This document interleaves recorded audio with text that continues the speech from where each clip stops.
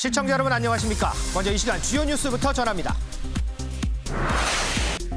드루킹 댓글 여론조작 사건에 연루된 혐의로 기소된 김경수 경남지사에 대해 대법원이 징역 2년을 선고한 원심을 확정했습니다. 실형 확정으로 지사직을 상실함과 더불어 형 집행기간을 포함해 7년간 선거에도 출마할 수 없습니다. 코로나19 집단 감염으로 조기 귀국한 청해부대원에 대한 PCR 재검사 결과 19명이 추가로 양성 판정을 받아 301명 가운데 전체 확진자는 88% 266명으로 늘었습니다. 청와대가 문재인 대통령과 이준석 국민의힘 대표의 만남을 조율 중이며 다음 주 중 이뤄지길 바란다고 박수현 청와대 국민소통수석이 밝혔습니다. 공수처가 어제에 이어 이광철 청와대 민정비서관의 청와대 사무실에 대한 압수수색에 다시 나섰습니다. 오늘의 프레스룸 큐시트로 먼저 살펴봅니다. 점점 거친 발언을 쏟아내는 윤석열 전 총장. 일각에서는 말실수 리스크에 대한 얘기도 부각됩니다. 잠시 후 따져보겠습니다. 공직자 시험, 당근 발언. 잠잠하던 국민의힘 지도부의 엇박자가 다시금 떠오르고 있습니다. 이동석 기자의 백브리핑에서 짚어보겠습니다.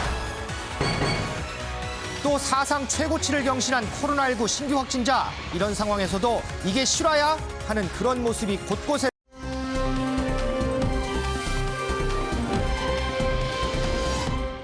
자, 처음부터 보겠습니다. 어제 코로나19 신규 확진자 1,784명, 일주일 만에 다시 최고치를 경신했습니다. 특히 비수도권도 하루 확진자 500명을 넘어섰습니다. 전국적인 대유행 양상으로 번지는 모습입니다. 이런 상황에서도 정말 이래도 되나 싶을 정도의 우려되는 모습이 곳곳에서 포착이 되고 있습니다. 김원미 기자, 네. 앞서 이제 키워드에 5인 모임 첫날인데라는 키워드가 있어요. 5인 모임 첫날에 과연 무슨 일이 벌어졌을까요? 네, 먼저 사진을 좀 같이 보면서 얘기를 나눠볼까요? 이 사진을 보시게 되면은 저희가 모자이크 처리를 했습니다만 이 삭발을 한 것 같은 이 스님으로 추정이 되는 사람들이 한 6, 7명 정도가 있습니다. 그리고 이 뒷모습이 보이는 삭발을 하지 않은 일반인으로 보이는 사람 1명까지 해서 총 최소한 7, 8명 정도가 지금 테이블에 모여있는 그런 모습인 건데. 한 테이블에 다 같이 있네요? 네, 맞습니다. 이 테이블에 지금 각종 음식이 차려져 있죠. 근데 이 음식들 아마도 안주로 추정이 됩니다. 이 안주라고 생각하는 이유, 테이블 위에 이 초록색 병들도 보이기 때문인데요. 소주병도 있군요. 네, 요즘에 맥주도 초록색 병에 나오기도 하니까요. 주종은 알 수 없습니다만 아무튼 각 1병 정도는 마신 것으로 보입니다. 근데 이 사람들 알고 보니까 전남, 해남의 한 4차례 스님들로 확인이 됐습니다. 사실 스님들이 술을 마셨다는 사실도 좀 놀랍긴 하지만 이보다 더 큰 문제는 사실 모인 인원수입니다. 이 사진이 찍혔던 게 그제 지난 19일이었었는데 이 사진이 찍힌 장소가 전남 해남이라고 말씀을 드렸죠. 네. 이 전남 해남에서는 사진이 찍힌 그제 지난 19일부터 이 5인 이상 집합 금지 조치를 시행을 하고 있었습니다.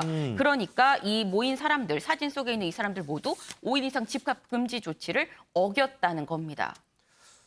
그러니까 이제 5인 이상 집합 금지 조치 내려진 첫날에 이렇게 한 16명, 7, 8명 정도가 한 테이블에 앉아서 이렇게 식사를 하는 모습이 딱 포착이 된 거군요. 네. 이 스님들은 뭐라 그래요? 무슨 해명을 내놨을 거 아니에요?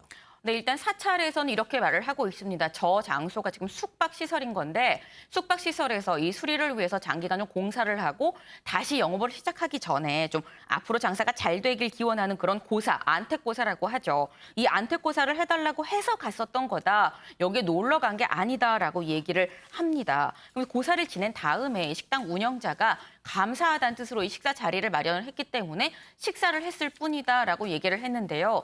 그렇다고 한다면 이 자리를 마련한 이 운영자, 숙박시설의 운영자는 뭐라고 얘기를 했느냐. 이 식사를 하긴 했지만 각자 따로 테이블을 잡고 식사를 했기 때문에 절대 방역수칙 위반이 아니다라고 해명을 하긴 했습니다. 하지만 일단 저희가 사진으로 보기에는 테이블이 붙어 있는 상황이죠. 따로 식사하는 것처럼은 보이진 않네요. 네, 근데 해남군은 일단 신고가 들어온 만큼 이 신고 내용을 토대로 현장 조사를 통해서 과태료 처분 등을 할 계획으로 있습니다.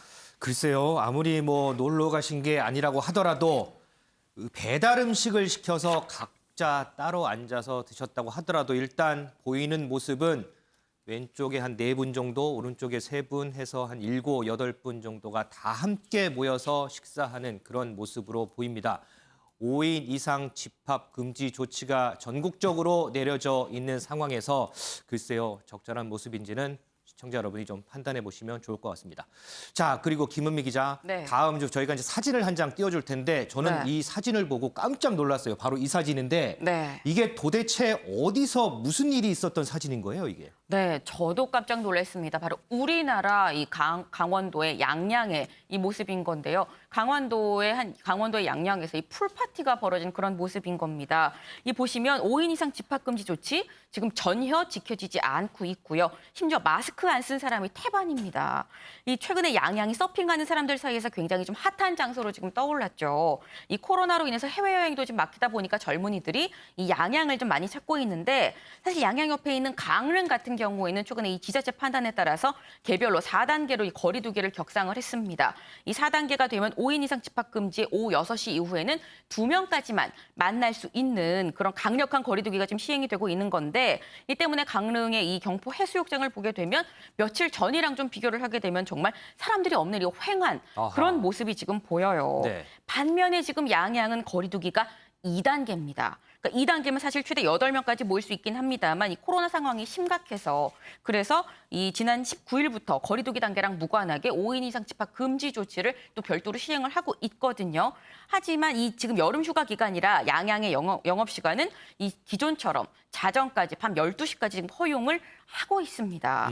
그러다 보니까 이 풍선 효과로 이 강릉에 있었던 이 관광객들도 이 강릉에서 양양까지 차로 한 30분 정도밖에 걸리지 않거든요. 그러니까 양양으로 지금 다 같이 몰리는 이런 상황이 발생한 건데 저 풀파티 장소에 있었던 사람이 본인이 보기에도 이건 좀 심하다 싶었던 것 같아요. 아이고. 그러다 보니까 이 보신 것처럼 한 온라인 커뮤니티에 저 사진이랑 같이 이런 글을 올렸습니다. 이 양양에서 코로나 풀파티가 열렸는데 대부분 노마스크인 거고 강릉에 막혀서 양양으로 원정온 관광객들이다라고 이 문제를 제기를 한 건데 이 글을 본 누리꾼들 아마 지금 저나 다른 시청자 여러분들이랑 똑같은 생각을 하고 있는 것 같습니다. 확진자가 폭증을 하는데 같은 나라에 사는 게 맞는 거냐. 의료진들은 지금 폭염에서 코로나랑 사투를 하는데 대체 무슨 생각입니까? 저기서 확진자가 나오면 저 사람들한테 구상권을 청구하십시오라는 글들이 달렸습니다. 얼마 전에 보니까요, 확진자가 하루 2만 명이 쏟아지는 영국이 봉쇄 조치를 풀어서 젊은 사람들이 마스크를 벗고 나이트클럽에서 춤을 추는 그런 모습이 언론에 보도가 됐는데 저는 처음에 보고 영국인 줄 알았습니다. 그런데 우리나라 양양이랍니다. 자, 이 휴가철 맞아서요, 강릉에 해수욕 가시는 분들 많죠. 그런데 강릉에서 사람들이 많이 몰리다 보니까 코로나 확진자가 점점 늘고 있습니다. 그래서 강릉이 4단계로 올렸습니다. 그랬더니 강릉은 사람들이 없어졌습니다. 대신에 그 옆에 속초, 양양 이쪽으로 모두 몰려가서 지금 그쪽에 사람들이 바글바글 하다는 얘기가 있습니다. 이게 바로 풍선 효과죠. 풍선 효과. 코로나19 상황에서 정말 이 풍선 효과 위험한 그런 상황인 것 같습니다. 여기다가요, 지난 3일이죠. 민주노총이 대규모 집회를 열었습니다. 그런데 모레죠. 오는 23일 또 한 번 대규모 집회를 예고하고 있어서 우려가 큰 상황입니다. 이에 대한 정부의 목소리 영상으로 듣고 오겠습니다. 민주노총은 방역당국의 지난 집회 참석자 명단 제출 요청에 소극적 태도를 일관하고 있습니다. 이에 대해서 이번 금요일에는 원주에서 또 한 번 대규모 집회를 예고하고 있습니다. 방역에는 어떤 예외도 있을 수 없습니다. 정부의 명단 제출 요청에 즉시 협조해 주시고 대규모 집회 계획을 철회해 주기 바랍니다. 이정걸 대표님, 예. 지금 폭염 속에요. 의료진은 방호복 입고 숨도 제대로 못 쉽니다. 그리고 시민들도 땡볕에 지금 몇 시간씩 진단검사 받으려고 줄 길게 늘어서 있습니다. 이게 전부 다 나 하나쯤 괜찮겠지 하는 뭐 이런 생각들 때문에 이렇게 지금 퍼지고 있는 거 아닐까요? 그렇죠. 지금 뭐 폭염 속에 방호복 입고 하는 코로나19 처리하는 사람들, 치료하는 사람들, 네. 진단하는 사람들. 그 안에는 방호복 안에는 아마 제가 보기에는 한 50도는 될 것 같습니다. 땀이 얼마나 나겠어요. 그런데도 불구하고 진단하고 치료하고 임하는데 지금 일부 일탈한 사람들 때문에 이 코로나19가 더 좀 자꾸 좀 번지는 거 아니냐 뭐 이런 좀 걱정을 많이 낳고 있는 거죠. 지금 이번 주 23일 날 민노총 원주 가서 건보공단이 거기 있거든요. 네. 거기서 또 시위한대요. 23일 날. 그때 1,200명. 또 30일 날에는 또 3,000명이 가서 한답니다. 그러면은 그때 그걸 계기로 해서 또 유행이 또 번지지 않나 이렇게 걱정이 많이 되는 거죠. 지금 7월 말부터 이제 장마 끝나니까 이제 휴가철이 이제 시작되거든요. 이제 시작됐죠. 전국으로 이제 국민들이 이동을 하면은 또 다른 유행이 이어진다면은 이게 휴가철 끝나면은 그 추석으로 이어지고 또 연말까지 계속 이어지면은 그게 5차, 6차로 안 이어진다는 보장이 없는 거죠. 지금 공격하는 코로나19 공격에서는 지금 델타 변이라는 게 자꾸 변이종이 나오고 있고 우리가 그걸 막을 수 있는 거는 딱 두 가지잖아요. 하나는 백신하고 하나는 방역. 그렇죠. 그렇죠. 백신도 지금 좀 수급이 원활치 않아요. 방역도 지금 국민들이 1년 6개월간 이렇게 갇혀 살고 마스크 쓰고 하다 보니까 잔뜩 좀 위축이 돼 있거든요. 네. 이제 너무 힘들다. 이제 풀어 헤치고 싶다. 이런 휴가철 맞아서 이렇게 좀 마음이 이완되기 쉬운데 전 국민들이 아직도 좀 이제 시작이다 하고 생각하고 좀 더 적극적인 좀 참여가 좀 요청이 됩니다. 그리고 정부에서도 그 정치 방역이라고 해서 작년 8.15 때는 신용카드, 휴대폰 추적까지 다 해서 유치 추적까지 다 해서 그때 다 단속했잖아요. 네네. 근데 이번 민노총에서는 지금 모인 사람들 명단도 지금 안 낸다고 지금 김부겸 총리가 얘기할 정도잖아요. 네. 그러니까 거기에 대해서도 좀 국민들이 볼 때는 정치 방역이 아니다. 이럴 정도로 좀 확실하게 좀 조치를 좀 할 필요가 있고 또 탁상 방역이라는 얘기도 있어요. 또 일각에서는 또 헬스 샤워는 안 되고 또 뭐 풀장이나 또 골프장 이런 데는 또 되고 그렇죠, 맞아요. 또 뭐 음악을 헬스장에서 할 때 뭐 저 BTS 버터는 되고 또 강남 스타일은 안 되고 네. 또 택시는 2명 오후 6시 이후에는 안 되고 또 지하철 버스는 또 마음대로 되고 이런 차별적인 요소, 형평적인 요소, 실효성 뭐 이런 것 때문에 정부에서 좀 의심을 받거든요. 그 잘못된 거는 정부에서도 그 고쳐도 아무도 뭐라고 할 사람 없습니다. 지금이라도 빨리 디테일한 게 잘못됐으면 빨리 좀 고쳤으면 좋겠다. 그래서 전 국민들이 자율 방역, 책임 방역 적극적으로 솔선수범하는 방역으로 나갈 수 있도록 정부가 좀 분위기 조성을 해야겠다 이런 생각이 듭니다. 모두의 협력이 있어야 굵고 짧게 끝날 것 같습니다. 제 뒤에 사진이 한 장 나와 있습니다. 바로 어제 귀국한 청해부대 승조원의 모습입니다. 자, 국내로 들어왔다는 안도감 때문일까요? 한 병사는 이렇게 부위를 그리고 있습니다. 국가가 이들에게 지난 5개월간 아무도 신경을 써주지 않았습니다. 그러는 사이 301명의 승조원 중에 88%가 코로나19에 감염이 됐습니다. 이들에게 미안해서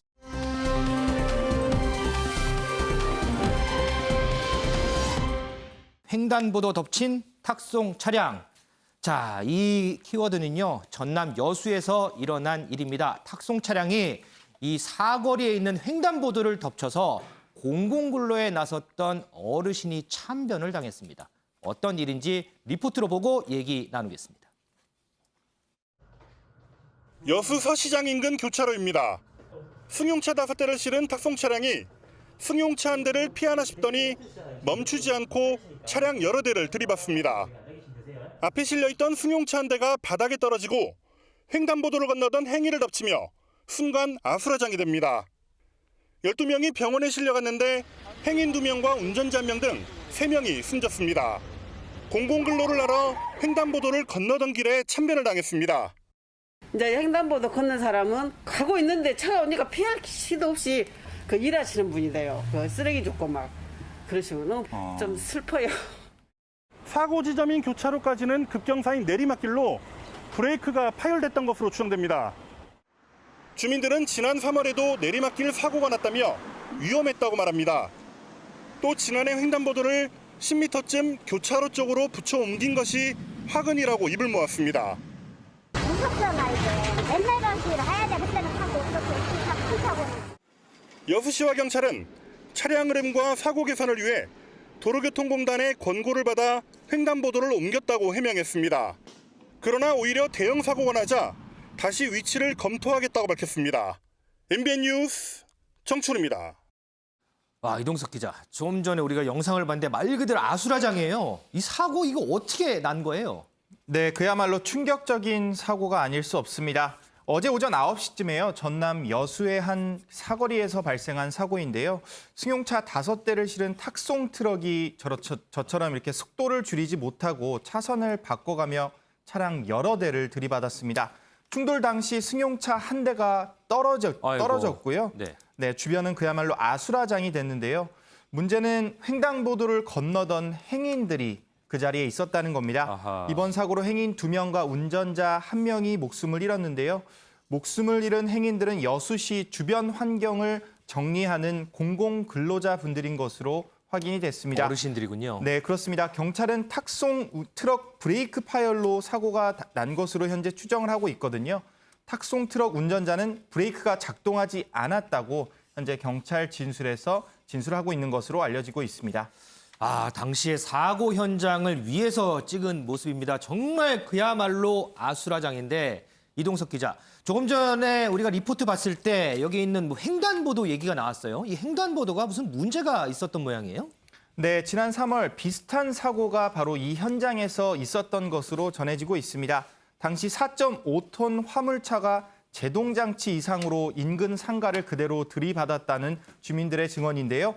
주민들은 횡단보도 교차로가 옮겨지면서 현재 사고가 발생하고 있다 목소리를 높이고 있습니다. 그러니까 횡단보도가 옮겨지면서 계속해서 사고가 일어나니까 이 자체에 대해서 현재 문제점을 제기하고 있는 건데요. 아하. 네, 지난해 횡단보도를 교차로 쪽으로 10m쯤 옮겼다. 그러면서 옮기기 전까지는 사고가 발생하지 않았다고 이렇게 목소리를 높이고 있습니다.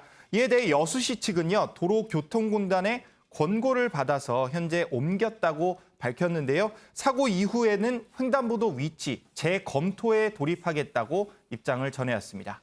조금 전에 영상에서 보셨죠? 이 탁송 차량이 부딪히면서 위에 실려있던 차량 중에 한 대가 떨어지는 모습까지 보였습니다. 원래 탁송 차량에 고박돼 있는 차량은 떨어지면 안 되거든요. 그래서 경찰이 조사를 해봤더니 이 탁송 차량 불법 개조된 것으로 알려지고 있습니다. 이런 불법에는 반드시 이런 참담한 희생이 따른다는 사실 꼭 아셔야 됩니다. 정말 안타까운 사고가 아닐 수가 없습니다.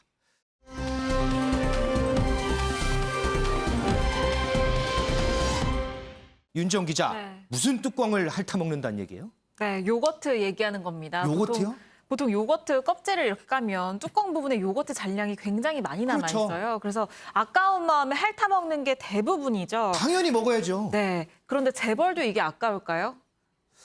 안 아까울 것 같은데. 그래서 한 누리꾼이 이게 너무 궁금했는지 직접 물어봤습니다. 오. 최태원 SK 회장이 어제 미국 출장 중에 회의를 하는 사진을 SNS에 올렸는데 여기에 댓글로 이 회장님 무리한 질문이지만 혹시 회장님도 요거트 뚜껑 핥아 드시나요? 이렇게 물어본 거예요. 네. 그런데 이 질문이 더 화제가 된 것 왜냐하면 최 회장이 직접 진지하게 네, 그렇습니다. 이렇게 답글을 달았기 오. 때문입니다. 지금 보시는 캡처 사진인데요. 네. 이 최 회장 팔로워가 20만 명 정도 되는데 여기에 수백 개의 좋아요가 달리기도 했고요. 또 진지한 답변에 빵 터졌다라는 반응부터 네. 그 요거트 뚜껑 핥아먹는 건 국룰, 그러니까 국민 규칙 아니냐라는 오. 반응까지 굉장히 재미있는 반응들도 많이 있었습니다. 이 사실 이 요거트 뚜껑을 핥아먹냐 이 질문이요. 이 온라인상에서 굉장히 유행하는 질문입니다. 아, 그래요? 네. 부의 척도를 나타내는 기준처럼 쓰이고 있는데요. 그러니까 이 요거트 뚜껑을 아까워하지 않고 버릴 수 있어야 이 진정한 부의 상징이다라는 의미입니다. 이 최 회장 굉장히 무뚝뚝해 보이기도 하는데 최근에는 직접 운영하는 SNS를 통해서 뭐 출근길 모습도 그렇고요. 또 지금 보시는 것처럼 소파에 여느 가장들처럼 핸드폰 보면서 이렇게 누워있는 그런 모습들을 올리는 등 MZ세대와 적극적인 소통을 하고 있기도 합니다. 또 네티즌 질문에도 굉장히 적극적으로 답을 하고 있는데 지금 왼쪽에 질문들이거든요. 어떤 누리꾼이 M자 탈모가 있으시네요. 이렇게 얘기를 했더니 M자 뿐이겠습니까? 라고 맞받아치기도 했고요. 또 읽을 만한 책을 추천을 해달라고 했더니 본인의 저서인 새로운 모색 사회적 기업이라는 책을 추천을 해주기도 했습니다. 또 다 잘 될 거다, 아자 이렇게 응원 댓글을 달기도 했거든요. 그래서 말인데 이동석 기자도 이 최태원 회장에게 궁금한 게 있다고 하더라고요. 아, 그래요? 네, 그래서 방송을 통해서 질문을 좀 하고 싶다고 하는데 이 기자 어떤 질문이죠? 네, 저도 무례하지만 회장님께 질문 2개 정도 드리겠습니다. 하나는요. 혹시 변기통에 벽돌 집어넣으시는지, 물 아끼는 적극적인 행보를 하고 계신지 궁금하고요. 2번째, 혹시 쇼핑 가실 때 에코백 들고 가시는지, SNS의 뒷모습이라도 에코백 사진 한번 올려주시면 저희 프레스룸 애청자로 알고 있겠습니다. 영광으로 알고 한번 실천 부탁드릴게요. 네, 이 기자가 굉장히 보기와는 다르게 절약을 생활화하고 있어서 이 변기에 벽돌도 넣고 또 항상 이 편의점 같은 데 갈 때 비닐봉지 재활용하고 하는 습관을 가지고 있거든요. 답변 기다리겠습니다. 자, 이 최태원 회장 혹시 이 방송 보신다면 우리 이동석 기자의 물음에 꼭 좀 답 좀 해줬으면 좋겠습니다. 그런데 이 뚜껑을 먹는지 안 먹는지 저도 상당히 궁금했는데 네, 그렇습니다 하는 거 보니까 사는 거는 누구나 좀 다 똑같다는 생각도 좀 해봅니다.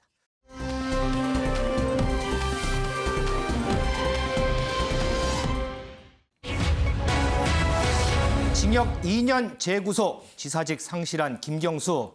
앞서 주요 뉴스에서도 전해드린 바와 같이 대법원이 김경수 경남지사에 대해서 징역 2년의 원심을 확정했습니다. 관련된 영상 보고 얘기 시작하도록 하겠습니다. 김 지사는 킹크랩 시연에 관련해서 혐의 부인하는데 이에 대해서 어떻게 생각하십니까? 킹크랩 시연에 여전히 참석한 거 확실하다고 생각하십니까? 한 말씀만 부탁드립니다. 한마디로 황당하고 어처구니 없는 소설 같은 얘기입니다. 특히 검찰의 검은 거래까지 제한한 상황에서 이런 내용을 기사화한다고 하는 것은 저는 언론이 선거에 부당하게 개입하는 것이다라고 볼 수도 있다고 생각합니다.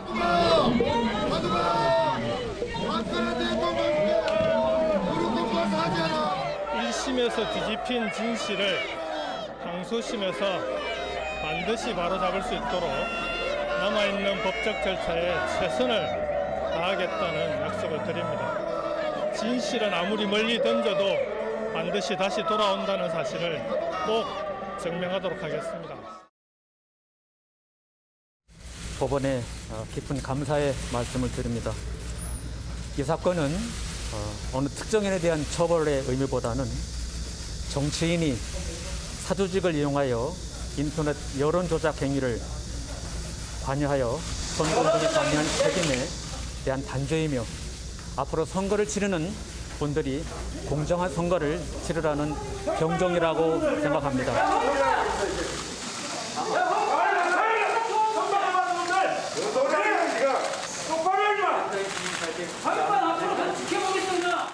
피고인이 누구든 절차가 어떻든 반드시 관철되어야 되고 그러한 사명을 과연 대법원이 다 했는가라는 데 대해서 아쉬움을 갖고 또 우리 형사사법의 역사에도 어쩌면 오점으로 남지 않을까라는 염려를 하게 됩니다.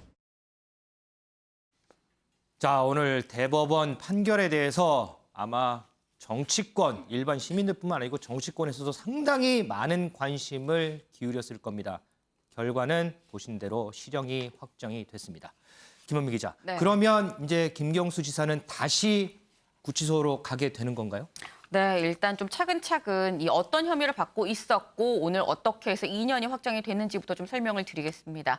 이 먼저 김경수 경남지사 이 지난 대선 때 일명 드루킹 일당이랑 같이 댓글 조작 프로그램을 이용해서 댓글 조작한 혐의 하나, 네. 그리고 또 다른 하나는 이 지방선거를 도와준 대가로 드루킹 쪽에 샌다이 총영사자를 제안한 이 공직선거법 위반 혐의 총 2개의 혐의를 받고 있습니다. 맞아요. 네. 근데 여기에 대해서 이제 1심에선 보시는 것처럼 둘 다 유죄로 보고 당시에 법정 구속이 됐었죠. 근데 2심에선 댓글 조작 혐의는 유죄라고 봤지만 공직선거법 위반 혐의는 무죄가 났습니다. 그리고 오늘 이 3심 최종심에서 이 대법원 판결에서 2심 판단을 그대로 받아서 확정 판결을 하면서 이 징역 2년의 실형을 받았는데요.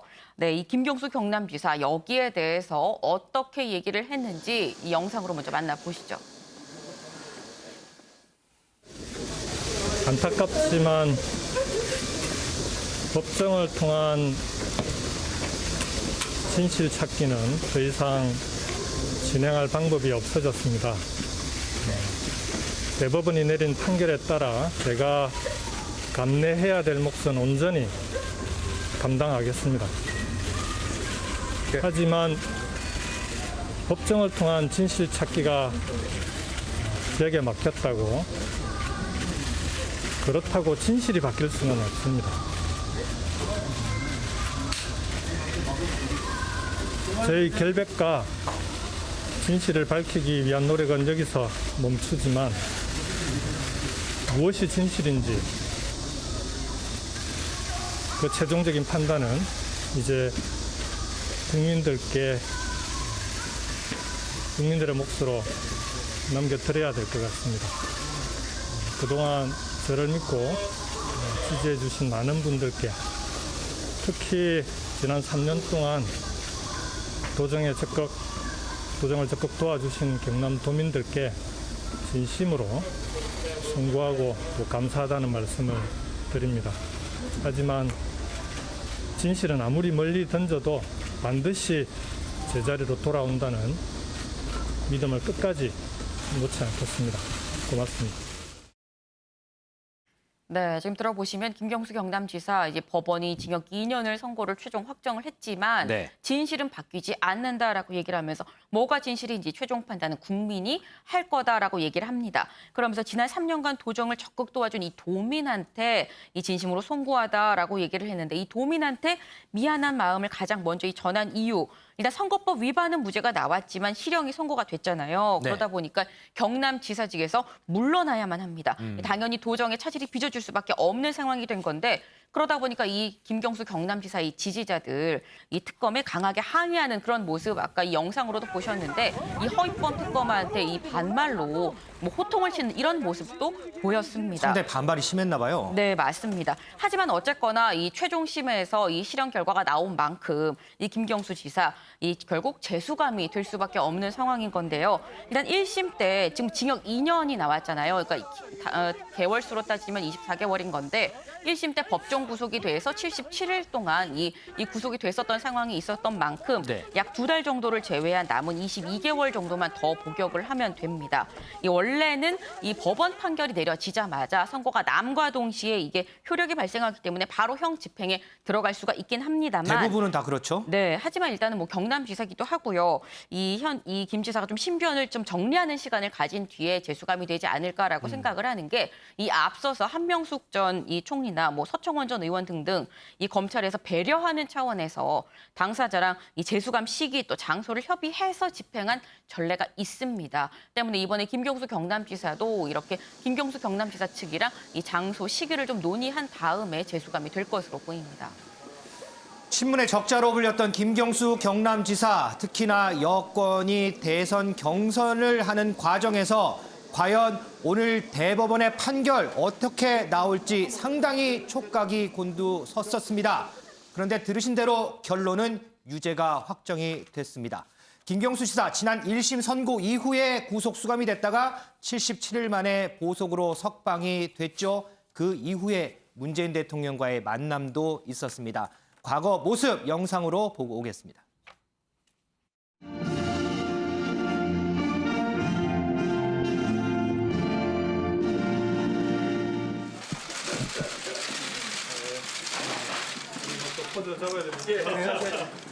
오신 김에 제가 두 가지만 좀 요청을 드릴 게 있는데. 적을까요? 아니, 적으셔도 됩니다. 이미 얘기 다 기록이 되고 있어요. 미처 살펴보지 못한 부분들에 대한 날카로운 지적이나 잔소리를 들을 수 있기 때문에 잔소리는 아니고요. 네. 그래서 요청과 당부라고 말씀드립니다. 이동석 기자, 오늘 대법원 판결에 대해서 뭐 여권은 물론이고 야권까지 정치권 모두가 촉각을 곤두세웠었어요. 자, 판결이 나왔습니다. 각자 반응들이 좀 있을까요?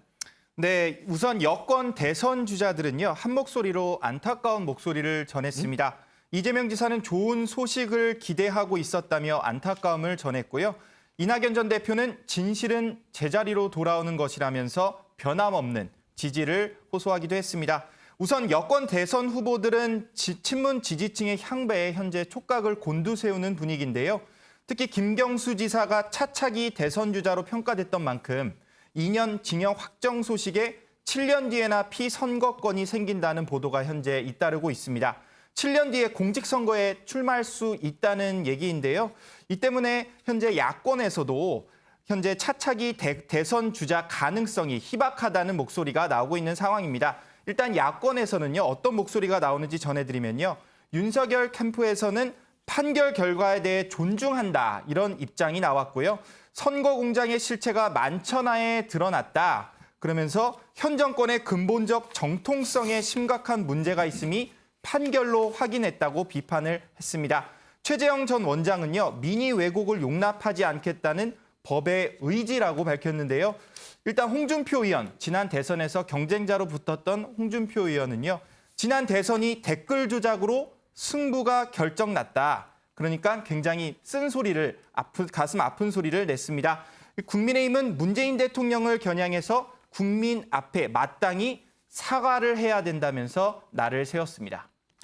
자, 배종호 교수님, 네. 김경수 지사가 최후 진술을 통해서 이런 얘기를 했습니다. 알지도 못하는 사람과 일부러 불법을 공모해가면서 선거를 치러야 할 동기가 전혀 없는 선거였다. 자신의 혐의에 대해서 전부 부정을 했습니다. 전부 혐의가 없음을 주장을 했습니다. 자, 정치권에 미치는 파장은 좀 이따가 보기로 하고요. 일단 김경수 지사에 대해서 이렇게 부인을 했음에도 불구하고 대법원은 유죄, 원심 확정 판결을 내렸습니다. 이번 대법원 판결이 시사하는 바는 뭘까요? 이번 이제 대법원의 판결 가지고 지금 여권에서는 증거 우선주의를 위배한 그런 판결이었다. 특히 이제 정세균 주자 같은 경우는 네. 그렇게 부정을 하고 있지만 여러 가지 이제 정황으로 볼 때 대법원에서는 드루킹과 공모했다. 구체적으로는 이 킹크랩, 이 존재 사실을 알았고 또 킹크랩을 시연한 그 현장에서도 김경수 지사가 있었다라고 이제 판단한 것 아니겠습니까? 그런데 우리나라가 법치주의 국가이기 때문에 대법원 판결에 대해서는 수용할 수밖에 없는 것 아니냐 이런 생각이 들고 물론 이제 정치인이기 때문에 김경수 지사 입장에서는 계속해서 자신이 억울하다라는 입장을 얘기하고 있지만 또 완곡하게 사실상 뒤집어 보면은 수용한다라는 이제 그런 입장을 밝히고 있어요. 네. 근데 중요한 것은 김경수 지사가 이렇게 유죄 판결을 내려져서 재수감됨으로 인해서 앞으로 친문들의 이 표심이 어떻게 움직일 것인가 이 부분 아니겠습니까? 네네. 결국 이제 친문 표심은 이미 사실상 분화됐다고 봐야 돼요. 그 이유는 친문 직계 대선 주자가 없거든요. 김경수 지사가 친문의 직계 대선 주자라고 봐야 돼요. 그래서 적자라고 많이 불리긴 하죠. 그렇습니다. 노무현 전 대통령의 마지막 비서관이었고 또 문재인 대통령의 최측근인데 만약에 이번에 무죄 판결이 내려졌다면은 이번 대선은 아니어도 차차기를 노리고 굉장히 구심력을 발휘하면서 그 구심력을 발휘하면서 결국은 대선 주자를 낙점하는 킹메이커로 강력하게 영향을 행사했을 텐데 그게 이제 상실됨으로 인해서 각자 분화되는 이제 그런 표심을 행사할 수밖에 없는데 현재는 이낙연 그리고 이재명 그리고 정세균 추미애 다 김두관 이렇게 분산돼 있는데 현재 두 사람 이재명 이낙연이 치열하게 붙고 있지 않습니까? 네. 최근에 양강 구도로 바뀌면서 그래서 두 사람의 정면 대결 구도 양상이 앞으로 이 판결을 계기로 해서 더 심해지지 않을까 이렇게 전망이 됩니다. 유영걸 대표님, 예. 지난번에 김경수 지사 이제 장인상에 여권의 대권 주자들 모두 내려갔었어요. 방금 이제 배종호 교수도 잠깐 이제 언급을 했지만 어쨌든 김경수 지사 본인의 정치적인 입지는 입지더라고 하더라도 당장 지금 들어온 게 지금 민주당 여권의 대선 구도 아니겠습니까? 그렇죠. 이번 판결이 대권 구도에 경선 구도에 어떤 영향을 미칠까요? 상당한 영향이 저는 있을 거라고 봅니다. 우선 이재명 지사하고 이낙연 전 대표가 지금 양강 구도 아니겠습니까? 네. 그러면 이재명 지사가 우선 보기는 좀 유리한 구도 입지에 섰다고 봐요. 왜냐하면 친문하고는 좀 거리를 뒀잖아요. 네. 그러니까 김경수 지사가 친문의 핵심 아니에요. 그리고 지난 선거에도 큰 역할을 했고 그러니까 정권의 지금 야당에서는 지난 대선의 정통성까지 시비를 걸고 있는데 이재명은 와서는 문 대통령 어느 정도 거리를 둔 게 저는 더 유리한 입지에 있는 거 아니냐. 이게 1차적인 분석이고요. 그런데 정치라는 게 유기체거든요. 네. 저렇게 이재명 쪽으로 유리하게 간다면은 친문이 가만히 있겠습니까? 여긴 위기의식을 가져요. 그러니까 더 단결하는 거예요. 그래서 친문 표가 저는 더 끈끈하게 더 뭉쳐질 가능성이 많다고 봐요. 그래서 이낙연 후보가 지금 친문을 가장 표를 많이 갖고 있잖아요. 그쪽으로 저는 많이 갈 것 같고 또 선거인단이 민주당 지금 경선에서 1인 1표 아니에요? 네. 그러니까 친문 세력들이 우리 선거인단 들어가자. 그래서 적극적으로 좀 들어갈 가능성이 있고 또 하나는 이재명 지사가 유리해지면은 지난 예선에서도 그랬잖아요. 반 이재명 연대 분위기가 비슷한 게 있었거든요. 네네. 이재명 유리하네. 우리 연대하자. 그래서 아마 이낙연 후보 중심으로 더 반 이재명 연대할 가능성도 있어서 뭐 전체적으로 유불리는 저는 판단하기 어렵습니다만은 일단 이 재판 결과로만 보면은 이재명 지사가 일단은 뭐 유리하다고 이렇게 보여집니다. 네. 자, 오늘 김경수 지사의 대법원 판결, 과연 이게 어떤 영향을 미칠지 향후 전개되는 여권의 경선 과정을 좀 더 살펴보면 과연 어떤 영향이 있을지 좀 알 수 있을 것 같습니다. 좀 더 살펴보도록 하겠습니다.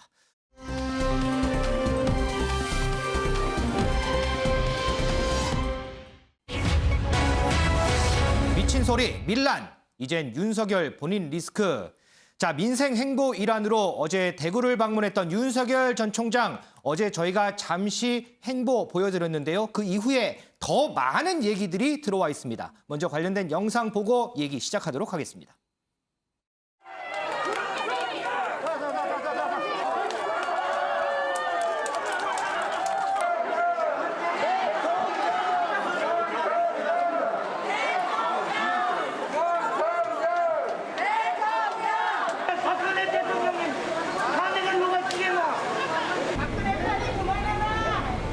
전직 대통령의 그 장기 구금을 안타까워하는 그런 그 국민들의 심정에 또 상당 부분 공감을 하고 있습니다.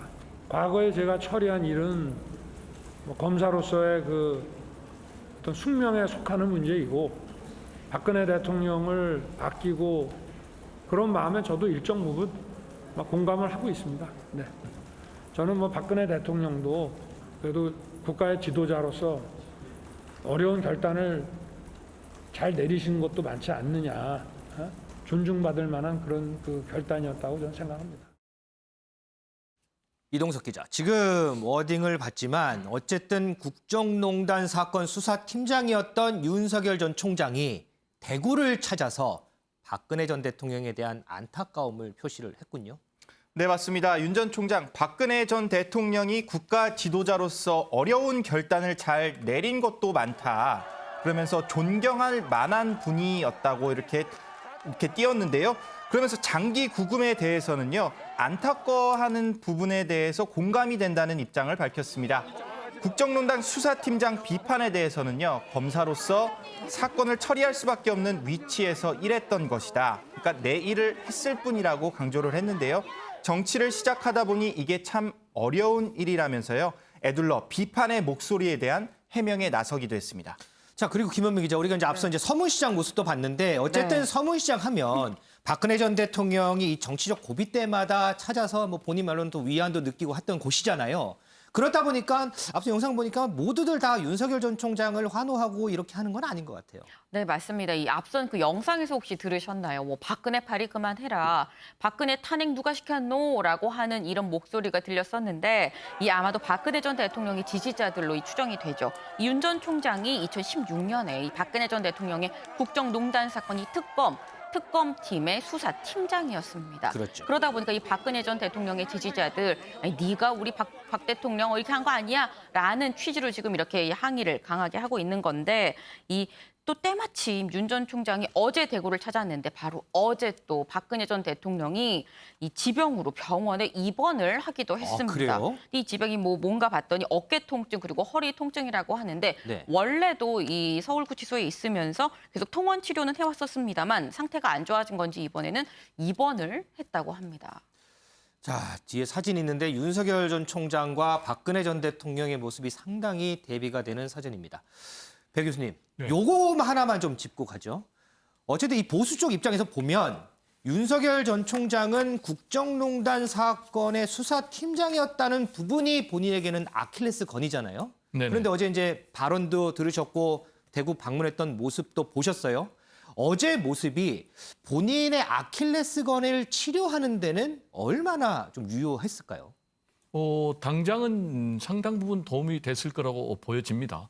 그 부분은 이제 역시 이제 보수 표심 그리고 TK 표심에는 좀 도움이 됐을 것 같아요.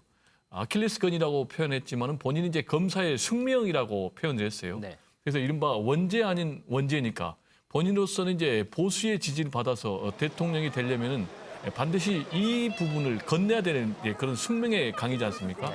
따라서 창조경제센터도 방문했고 그 방문한 자리에서 박근혜 전 대통령에 대해서 상당히 좀 구속 수감돼 있는 부분에 대해서 안타까운 마음을 표했고 또 사면에 대해서도 사실상 찬성의 입장을 나타냈지 않습니까? 그랬죠, 네. 그런데 이제 문제는 최근에 지지율을 보면은 전체적으로 하락세를 보이고 있는 그런 양상이에요. 네. 재밌는 게 보수에서는 상당 부분 강화되는 그런 양상인데 중도라든지 젊은 층이라든지 여성이라든지 또는 진보라든지 이런 데서 지지율이 빠지고 있는 이런 상황이거든요. 그러나 대선에서는 결국 이제 보수와 진보가 1대1 대결로 갈 경우에는 중도, 젊은 층의 표심을 잡지 않고는 대통령이 당선될 수가 없는 그런 상황. 그러다 보니까 계속해서 본인의 지지율이 하락하면은 윤석열을 지금 보수에서 선택한 이유는 다른 대안이 없기 때문에 가장 강력한 경쟁력이 있는 후보이기 때문에 선택을 했기 때문에 지지율이 하락하면은 보수에서는 윤석열 전 총장을 지지할 이유가 없어지는 그리고 최재형이라는 대안제가 부상할 경우에 다른 선택을 할 수 있는 이런 상황이기 때문에 본인 입장에서는 보수의 표심도 잡아야 되고 그러기 위해서는 박근혜 전 대통령과 화해도 해야 되고 그러다 또 동시에 중도와 또 진보와 젊은 층의 표심이 이탈하는 이런 딜레마적인 상황을 어떻게 극복할 것인가가 가장 지금 당면한 큰 숙제가 아닌가 생각이 됩니다. 자, 그리고요. 더불어서 어제 대구에서 한 몇몇 발언들이 지금까지 회자될 정도로 논란이 일고 있습니다. 이동석 기자, 어떤 발언들이 좀 논란이 돼요? 네, 일단 평소 윤 전 총장의 정제된 말투가 아닌 다소 거친 말투가 윤 전 총장의 입에서 나온 건데요. 어제 동산병원 의료진과의 대화에서 윤 전 총장의 발언 함께 먼저 들어보시겠습니다. 이 대구의 이 코로나 그 확산을 저지하기 위한 그 의료진과 이 시민들의 그 노력을 지원해주기는커녕 뭐 우한 봉쇄처럼 대구를 봉쇄해야 된다는 그런 참 철없는 그런 미친 소리까지 막 나오는 그 와중에 대구 이 시민들의 그 자존심이 굉장히 그 컸을 것으로 그 상실감이 컸을 것으로 이제 생각을 하고 초기에 이 코로나가 확산된 곳이 대구가 아닌 다른 지역이었더라면 정말 이 질서 있는 그 처치나 이런 그 진료가 안 되고 아마 밀란부터 일어났을 거다 하는 얘기를 할 정도로 정말 이 지역분들이 그 자부심을 가지고 정말 애를 많이 쓰셨고 그러면서도 정말 티 안 내고 당연히 해야 될 일을 하는 거라는 그런 마음으로 이렇게 해주신 거에 대해서 정말 아주 깊은 경의를 표합니다. 네, 윤 전 총장 대구 봉쇄 논란에 대해서요. 미친 소리였다 이렇게 평가를 하기도 했는데요. 네. 다소 격한 감정을 실은 발언이라고 할 수 있습니다. 그러면서 대구 시민의 상실감이 컸을 것으로 생각한다면서요. 대구 시민을 이렇게 치켜 세우기까지 했는데요. 특히 대구가 아닌 다른 지역이었다면 밀란부터 일어났을 것이라며 논란의 중심에 설 발언을 하기도 했습니다. 윤지영 기자, 이 발언에 대해서 지금 여권에서 반응이 엄청나요. 네, 맞습니다. 이 당장 송영길 대표부터 이 발언을 비판하고 나섰는데요. 이 관련 목소리 들어보시죠. 그야말로 억가 정치의 대표가 아닌가 생각합니다. 억지로 까는 정치는 완전히 구태 정치. 이준석 당대표조차도 그런 정치 하지 말자고 하는 판에 너무 시대에 뒤떨어진 것이다 이렇게 생각합니다. 왜 이걸 억지로 까서 국민을 분열시키고 대구의 지역 감정을 하는 언어를 하는 것은 대통령 예비 후보의 격에 맞지 않는 언어다 이렇게 생각합니다. 네, 한마디로 이 억지로 깐다라고 하죠. 이 억가에 너무 시대에 뒤떨어진 발언이었다라고 지적을 했고요. 오늘은 거기에서 한 발 더 나아가서요. 이 윤 전 총장을 향해서 버리기도 그렇고 안 버리기도 그런 계륵 같은 존재가 될 아하. 것이라고 쏘아붙이기도 했습니다.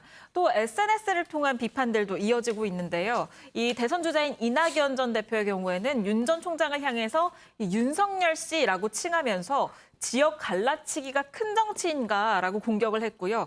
또 박용진 의원과 김남국 의원은 윤 전 총장의 발언이 지역 감정을 자극한다는 점을 지적했습니다. 이 조국 전 장관도 빠지지 않았는데요. 어제 네. 8시간 동안 윤 전 총장을 비판하는 글을 무려 6건이나 올렸습니다. 이거 한 시간에 하나씩 올리는 셈이군요. 네, 맞습니다. 특히 이 밀란 발언은 대구가 아니라 다른 지역 시민들이 답해야 할 시간이다라고 해서 오히려 다른 지역 시민들이 기분 나빠할 발언이라는 점을 지적을 하기도 했습니다. 특히나 김원미 기자, 이 네. 밀란 발언이요. 대구가 아니고 다른 지역이었으면 밀란이 일어났을 거다, 이 발언. 네. 여기에 대해서는 야권 지지층까지 좀 비판을 하는 것 같더라고요. 네, 맞습니다. 이 윤석열 전 총장의 이 지지 기반은 보수죠. 그런데 이 보수 성향의 온라인 커뮤니티에서도 이번 발언 부적절했다라는 이런 비판의 목소리가 나오고 있습니다. 이 먼저 그냥 대구가 잘했다라고 얘기를 하면 되는 건데 왜 굳이 다른 지역을 낮추면서 이런 얘기를 한 거냐. 또 지역을 갈라치게 하려는 의도로 충분히 보일 수가 있는데 대체 참모가 누구냐. 이 대통령 후보의 발언으로서는 상당히 부적절했다라는 건데 이 기본적으로 대통령 후보 입에서 정제되지 않은 이런 표현이 나온다는 것 자체가 조직이 아직 제대로 꾸려지지 않았고 이 주변 참모진이 제대로 역할을 하지 못했다는 방증 아니냐라는 얘기가 나옵니다. 어쨌든 김원미 기자, 이 발언에 대해서는 이게 지역 감정을 조장하는 거 아니냐. 어쨌든 이런 비판들이 나와요. 네. 이에 대해서 윤 전 총장도 혹시 수긍을 할까요? 예, 윤석열 전 총장 이렇게 해명을 했는데요. 뭐라고 얘기했는지 직접 들어보시죠. 대구가 아니었으면 밀란이 일어났을 수도 있다는 얘기가 있다 이런 말씀하셔서 좀 지역 감정 조장하는 거 아니냐는 비판. 그건 아니고 그 당시에 그런 얘기들이 많이 있었습니다. 그래서 그만큼 대구 시민들이 인내심이 강하고 어려운 상황에서도 그렇게 어렵다고 하는 얘기를 잘 안 하시는 성격이 있기 때문에 정말 그 난리통에 그것이 무난하게 코로나가 진정이 되지 않았느냐. 그 지역 감정이라고 하는 거는 대한민국에서 이걸 거론하거나 유불리를 따지고 해서는 안 되는 거 아니겠습니까? 그 어디를 말하는 겁니까? 지역 감정이면. 대구 아니면 제가 어디라고 얘기를 하는 겁니까? 그런 거는 결코 아니고. 네, 지금 들어보시면 지역별 갈라치기가 아니었다라고 지금 얘기를 하고 있습니다. 이 갈라치기가 아니라 이 당시에 이 대구가 상당히 어려웠음에도 불구하고 인내심을 갖고 잘 이겨냈다라는 취지의 발언이었다라고 해명을 했습니다.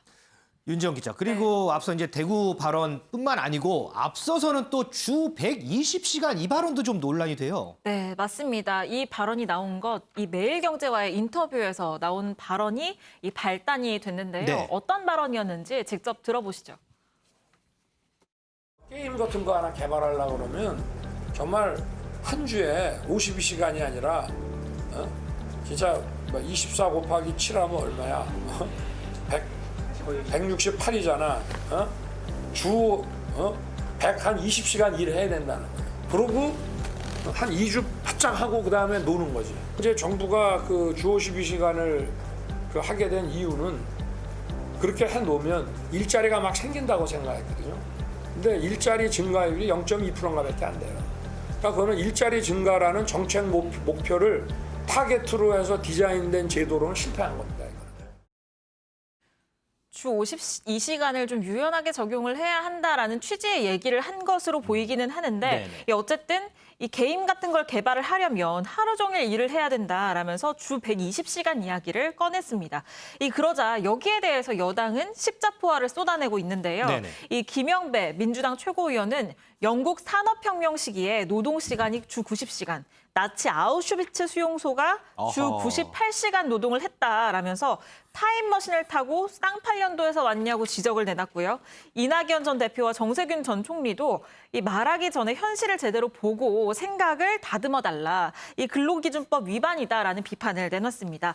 이재명 지사는요. 이 세금을 걷어서 국민을 지원할 거라면 안 걷는 게 좋다고 말하던데 고등학교 교과서에 나오는 야경국가 이야기 아닌가라면서 공부하는 시간에 무협지 보고 오셨냐라고 비꼬았습니다.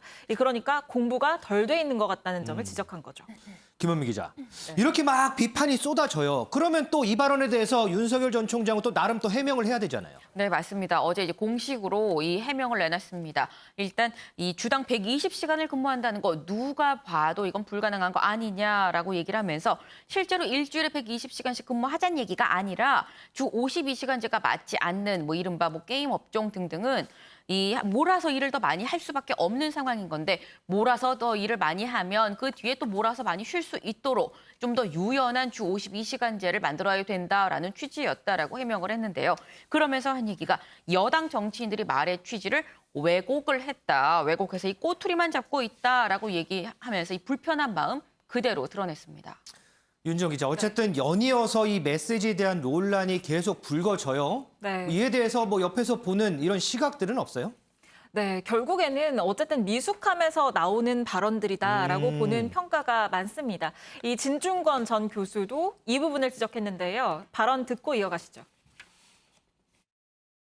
주 52시간이다 하더라도 갖다 유연하게 운용할 필요는 있다고 보거든요. 그렇게 얘기를 하면 되는데 왜 굳이 120시간 이렇게 얘기를 해가지고 정치적 오해를 사는지 그런 발언을 하게 되면 정치적으로 이용당할 건 너무나 뻔하거든요. 거기서 어떤 미숙성을 좀 지적하고 싶고요.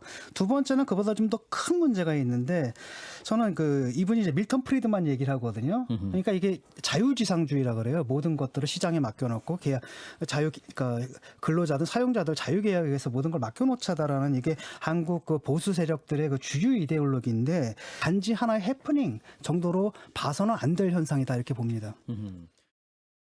면요. 일주일 내내 일을 해도 17시간 일해야 되고요. 주 5일이라면 24시간 일해야 됩니다. 이분이 칼잡이 솜씨로 부패를 잡으려는 게 아니라 사람 잡는 대통령이 되시려는 것 같습니다. 120시간 일하면 사람 죽습니다. 네, 이 여당이나 정의당 쪽에서는 이 120시간 발언이 결국에는 이 기저에 깔려있는 어떤 이념, 사상적인 문제가 아닌가라는 지적을 내놓고 있는 거고요. 이 진중권 전 교수의 경우에는 이 120시간 얘기 자체는 주 52시간을 유연하게 운용할 필요가 있다라는 취지로 받아들여지기는 하지만 이 앞으로도 이런 발언이 나오게 된다면 그것은 굉장히 심각한 문제다라는 지적을 내놨습니다. 윤 대표님, 저희가 이제 쭉 살펴봤지만 어쨌든 지금 발언에 대해서 논란이 계속 불거져요. 뭐 이 발언도 그렇고 저 발언도 그렇고. 그래서 일각에서는 리스크를 본인이 계속 지금 만들고 있다 이런 평가까지 나오는데 어떻게 보세요? 계산된 걸까요? 아니면 진중권 전 교수 말대로 이 정치 신인의 미숙함일까요? 저는 계산된 것이면 차라리 좋겠어요. 아, 그래요? 계산이 안 된 게 저렇게 불쑥불쑥 나오니까 문제죠. 뭐 얘기하는 내용은 앞뒤 보면은 저는 이해는 해요. 주 52시간이 문제가 많으니까 좀 신축성 있게 해야 된다. 네. 그리고 대구 방역 때 대구 봉쇄액이 너무 강했다. 그런데 이제 표현 과정에서 주 52시간을 120시간으로 비교를 하고 또 민난을 하면서 다른 지역에서는 민난이 났을 거다. 또 미친 거다. 뭐 이런 식으로 하니까 표현이 강하고 다른 지역하고 또 비교를 하잖아요. 그러니까 저런 게 어떻게 보면 정치 초보로서 제대로 좀 정무적인 감각이 없는 거죠. 그냥 직설적이고 담백하고 꾸밈 없이 얘기를 하는데 받아들이는 사람이 어떻게 받아들일지는 생각을 안 하는 거죠. 저게 혼자 하는 정치에 저는 한계가 아닌가 봐요. 대통령은 한 명 대통령을 뽑지만 국민들은 한 명을 뽑는 게 아니라 그 사람이 있는 진영을 뽑거든요. 그 사람이 있는 팀을 뽑고. 그런데 윤석열 전 검찰총장이 정치에 뛰어드는 건 좋은데 너무 혼자 하는 정치. 혼자. 축구 11명이 해야 되는데 혼자 지금 축구를 골키퍼도 하고 지금 공격수도 하고 수비수도 하고 다 해요. 그러다 보니까 자꾸 저렇게 어긋나는 거 아닌가. 측근 중에 저는 정무 감각이 있는 사람, 이런 사람들이 정치인들 개인적으로 보면 아이고 책도 안 읽나 참 무식하다 이런 얘기 하지만 정치인들이 또 더 보면은 뛰어난 점이 또 있어요. 뭐냐면 눈치, 정무 감각. 이 얘기했을 때 어떤 반응이 오는가 여기에 대해서는 전문가거든요. 어쨌든 윤 전 총장도 지금 캠프가 꾸려져 있잖아요. 캠프 그런데 정무 감각이 있는 캠프는 없는 것 같아요. 그러니까 예를 들면 저 최재형 그 감사원장 측에서는 삼선 의원 김영호 의원 같은 사람이 전 의원이 있잖아요. 네. 근데 윤석열 검찰총장은 지금 혼자서 물론 팀은 하지만 여의도에서 떨어진 광화문에 사무실을 얻어놓고 기존 정치와는 거리를 두고 있거든요. 여기서 오는 한계인가 아닌가. 그래서 뜻을 같이 하는 사람하고 얼른 팀이 돼서 단일 대우로 나가고 그 진영, 브레인의 도움을 받아야 되는데 정치를 혼자 하는 정치에 저는 벽에 부딪힌 거 아닌가 해서 좀 지금이라도 좀 빨리 생각을 해서 진영을 좀 재정비하고 제3지대에 있으면서 보수 쪽을 겨냥한 발언을 하다 보니까 자꾸 강해지는 거거든요.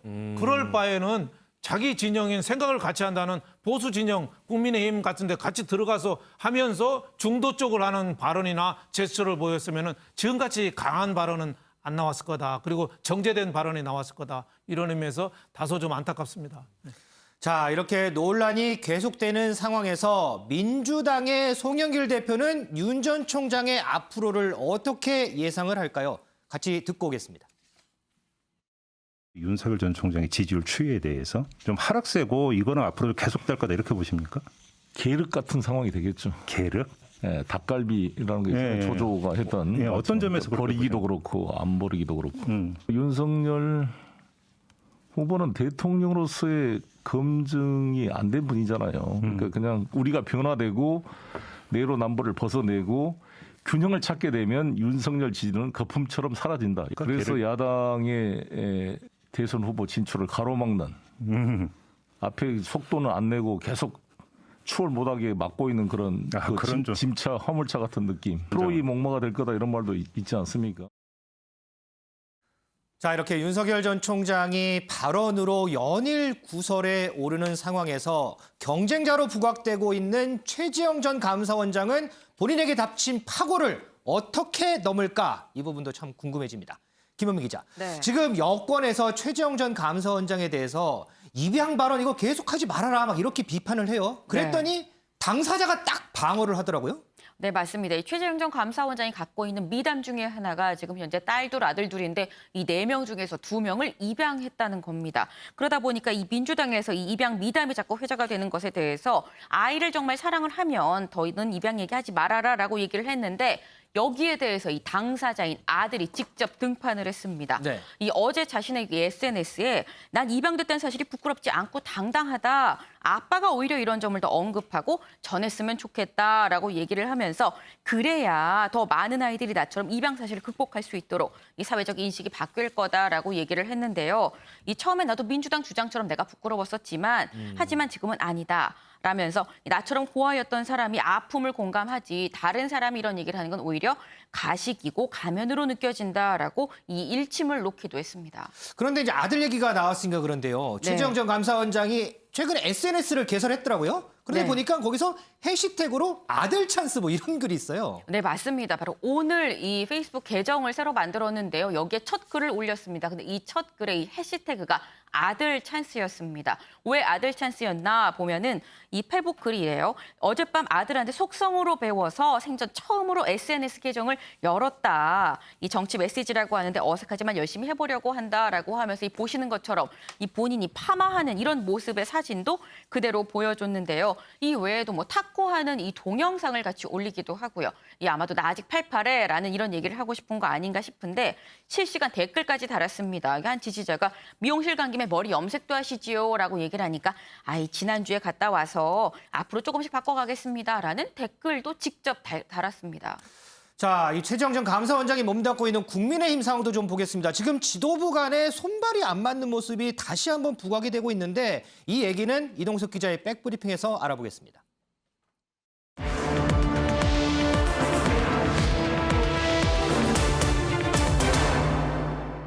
이동석 기자. 네. 이준석 대표가 공약을 했잖아요. 공직 후보자 자격 시험. 이게 말이 좀 맞나 봐요. 네, 그렇습니다. 이준석 대표 전당대회 출마 선언과 함께요. 공직자가 되려면 최소한의 업무 수행 능력을 길러야 된다. 그러면서 공직 후보자 자격 시험 도입을 강조했었죠. 그랬었죠. 이준석 대표의 당시 모습 먼저 화면으로 만나보시겠습니다. 출마하기 위해서 사전에 시험 치는 나라가 있는지 좀 묻고 싶고요.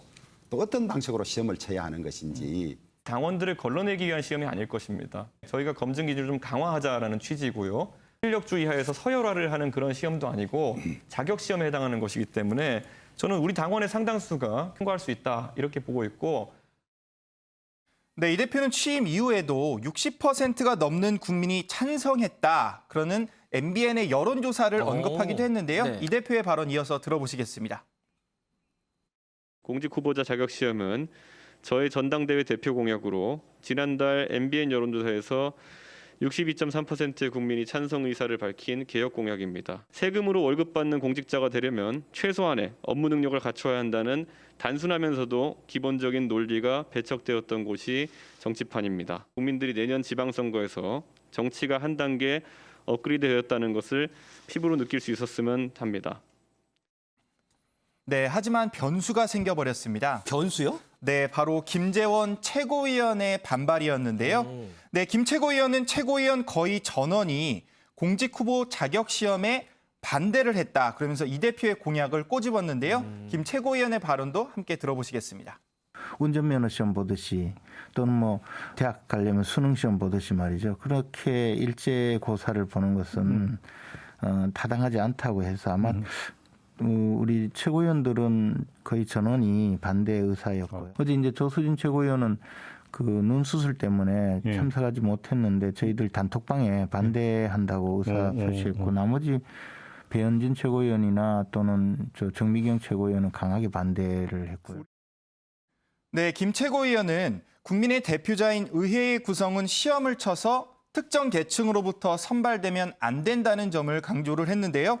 이준석 대표 논란을 감지한 듯 어제 갑자기 SNS에 이런 글을 올렸습니다. 나 휴가 가겠다. 이런 소식을 전했는데요. 당대표가 가야 당직자도 휴가를 간다. 공직 후보 자격 시험 논란으로부터 현재 숨 고르기에 돌입한 상황입니다. 그런데 최근 보면 이 김재원 최고위원하고 이준석 대표하고 사이 좋지 않았어요? 이준석 대표한테 이렇게 엄지척도 받았잖아요. 네, 맞습니다. 김 최고위원은 지난주 민주당 대선 경선 선거인단에 가입하면서요.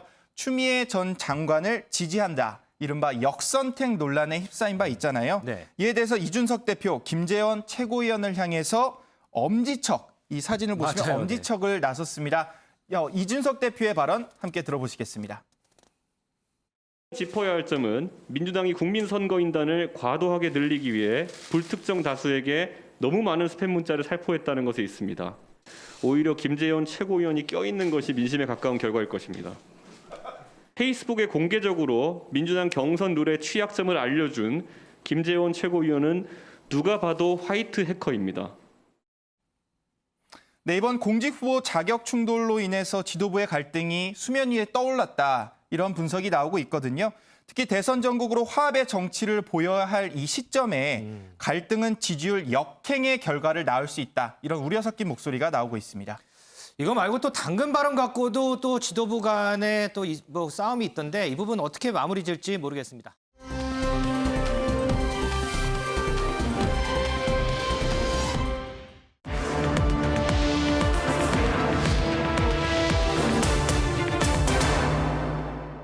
이동석 기자. 네. 이준석 대표가 공약을 했잖아요. 공직 후보자 자격 시험. 이게 말이 좀 맞나 봐요. 네, 그렇습니다. 이준석 대표 전당대회 출마 선언과 함께요. 공직자가 되려면 최소한의 업무 수행 능력을 길러야 된다. 그러면서 공직 후보자 자격 시험 도입을 강조했었죠. 그랬었죠. 이준석 대표의 당시 모습 먼저 화면으로 만나보시겠습니다. 출마하기 위해서 사전에 시험 치는 나라가 있는지 좀 묻고 싶고요. 또 어떤 방식으로 시험을 쳐야 하는 것인지. 당원들을 걸러내기 위한 시험이 아닐 것입니다. 저희가 검증 기준을 좀 강화하자라는 취지고요. 실력주의 하에서 서열화를 하는 그런 시험도 아니고 자격 시험에 해당하는 것이기 때문에 저는 우리 당원의 상당수가 통과할 수 있다 이렇게 보고 있고. 네, 이 대표는 취임 이후에도 60%가 넘는 국민이 찬성했다. 그러는 MBN의 여론조사를 언급하기도 했는데요. 네. 이 대표의 발언 이어서 들어보시겠습니다. 공직 후보자 자격 시험은 저의 전당대회 대표 공약으로 지난달 MBN 여론조사에서 62.3%의 국민이 찬성 의사를 밝힌 개혁 공약입니다. 세금으로 월급 받는 공직자가 되려면 최소한의 업무 능력을 갖춰야 한다는 단순하면서도 기본적인 논리가 배척되었던 곳이 정치판입니다. 국민들이 내년 지방선거에서 정치가 한 단계 업그레이드되었다는 것을 피부로 느낄 수 있었으면 합니다. 네, 하지만 변수가 생겨버렸습니다. 변수요? 네, 바로 김재원 최고위원의 반발이었는데요. 네, 김 최고위원은 최고위원 거의 전원이 공직 후보 자격 시험에 반대를 했다. 그러면서 이 대표의 공약을 꼬집었는데요. 김 최고위원의 발언도 함께 들어보시겠습니다. 운전면허 시험 보듯이 또는 뭐 대학 가려면 수능 시험 보듯이 말이죠. 그렇게 일제 고사를 보는 것은 타당하지 않다고 해서 아마 우리 최고위원들은 거의 전원이 반대 의사였고요. 어제 이제 조수진 최고위원은 그 눈 수술 때문에 참석하지 못했는데 저희들 단톡방에 반대한다고 의사 표시했고 나머지 배현진 최고위원이나 또는 저 정미경 최고위원은 강하게 반대를 했고요. 네, 김 최고위원은 국민의 대표자인 의회의 구성은 시험을 쳐서 특정 계층으로부터 선발되면 안 된다는 점을 강조를 했는데요. 이준석 대표 논란을 감지한 듯 어제 갑자기 SNS에 이런 글을 올렸습니다. 나 휴가 가겠다.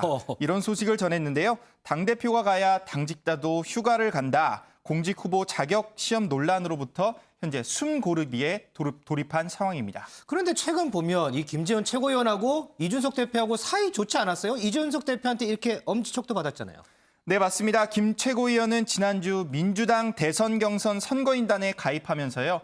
추미애 전 장관을 지지한다. 이른바 역선택 논란에 휩싸인 바 있잖아요. 네. 이에 대해서 이준석 대표, 김재원 최고위원을 향해서 엄지척, 이 사진을 보시면 맞아요, 엄지척을 나섰습니다. 이준석 대표의 발언 함께 들어보시겠습니다. 짚어야 할 점은 민주당이 국민선거인단을 과도하게 늘리기 위해 불특정 다수에게 너무 많은 스팸 문자를 살포했다는 것에 있습니다. 오히려 김재원 최고위원이 껴있는 것이 민심에 가까운 결과일 것입니다. 페이스북에 공개적으로 민주당 경선 룰의 취약점을 알려준 김재원 최고위원은 누가 봐도 화이트 해커입니다. 네, 이번 공직 후보 자격 충돌로 인해서 지도부의 갈등이 수면 위에 떠올랐다. 이런 분석이 나오고 있거든요. 특히 대선 전국으로 화합의 정치를 보여야 할 이 시점에 갈등은 지지율 역행의 결과를 낳을 수 있다. 이런 우려 섞인 목소리가 나오고 있습니다. 이거 말고 또 당근 발언 갖고도 또 지도부 간에 또 뭐 싸움이 있던데 이 부분 어떻게 마무리 질지 모르겠습니다.